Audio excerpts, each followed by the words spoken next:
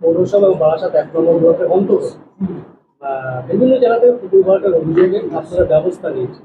বিশেষ করে আপনার হচ্ছে নেতাজি পল্লী, যেটা পশ্চিম খিলকাপুর, সেখানে 26 বিঘাতে ইটভাটা পুকুর, সেখানে ভরাটের অভিযোগ পেয়ে আপনারা ব্যবস্থা নিয়েছেন। বিশেষভাবে কোন কোন জায়গাগুলোতে আপনারা ব্যবস্থা নিয়েছেন, কটা এফআইআর করেছেন? আমরা পুকুর ভরাটের আমরা যে কোনো যখনই অভিযোগ পেয়েছি আমরা প্রথমেই যেটা করা হয় আমাদের 4C5-এ নোটিশ করা হয়। তাকে যার যার নামে রেকর্ড আছে তাকে বলা হয় যে আপনারা আপনারা রেস্টোরেশন করে দিন, এবং যদি সেক্ষেত্রে না করে আমরা নিজেরাই সরকারি উদ্যোগে আমরা সেগুলো রেস্টোরেশন করানো হয় এবং এবং বিভিন্ন ক্ষেত্রে এগুলোর বিরুদ্ধে এফআইআর করা হয়। এখনও পর্যন্ত আমাদের বারাসাত 1 ব্লকে আমরা এফআইআর করেছি 12টা পুকুরের, মানে এই আর্থ ওরিয়েন্টেড, যে আর্থ এক্সট্রাকশন এবং পুকুর ফিড আপের ওরিয়েন্টেড আমরা 12 জায়গায় এফআইআর করেছি, এবং 11টা মতো আমরা কিন্তু এখানে রেস্টোরেশন করা হয়েছে ইনিশিয়েটিভ নিয়ে।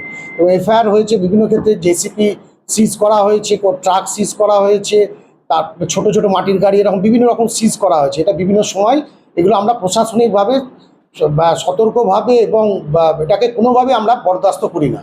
তার ফলাফল হচ্ছে এতগুলো এফআইআর হয়েছে এবং করা হয়েছে। মালিকের বিরুদ্ধে এফআইআর করা হয়, যে রেকর্ডের ওনার হয়, যে পুকুরের ওনার হবে, যাদের নামের পুকুরটা থাকবে তাদের বিরুদ্ধে এফআইআর করা হয়।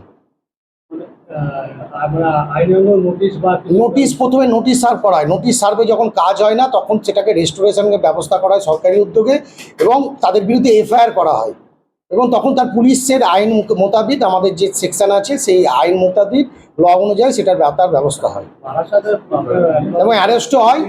বিভিন্ন ক্ষেত্রে অ্যারেস্টও হয়েছে আমাদের। বারাসাত 1 নম্বর ব্লক বা বারাসাত পৌরসভা আমরা কিন্তু ইতিমধ্যে দেখতে পাচ্ছি বিভিন্ন জায়গায় মানুষ যথেষ্টভাবে পুকুর ভরাটটা, সেটা রাতের অন্ধকারে হোক বা প্রকাশ্যে দিবালো, সেগুলো কিন্তু অনবরত চলছে। সেগুলোর বিরুদ্ধে তো আমরা যেটা আইনি পদক্ষেপ হয়, প্রশাসন বসে নেই। প্রশাসন কিন্তু আমাদের প্রত্যেকটা ক্ষেত্রেই, ইচ অ্যান্ড এভরি ক্ষেত্রে আপনারাও দেখেছেন যে বিভিন্ন ক্ষেত্রে আমরা কিন্তু মানে কঠোরভাবে কিন্তু আমরা সেটার বিরুদ্ধে মোকাবিলা করেছি, এবং যেটা ওই নোটিশ করা থেকে আরম্ভ করে, এফআইআর থেকে আরম্ভ করে, রেস্টোরেশন করা থেকে আরম্ভ প্রত্যেকটা ক্ষেত্রে আমরা কঠোর মনোভাব দেখিয়ে আমরা কাজটা করেছি। এটা কোনোভাবেই আমরা বরদাস্ত করব না। সরকারের যেটা আমাদের নির্দেশিকা আছে যে আমরা যে কোনোভাবে পুকুর, এই পরিবেশের ভারসাম্য যে নষ্ট হয়ে যাবে, সেই পুকুরটাকে কোনোভাবেই বন্ধ করা বা সেটার বিরুদ্ধে বা কোথাও এলোপাতারি মাটি কাটা, এর বিরুদ্ধে আমরা কিন্তু কঠোর ব্যবস্থা নিয়েছি।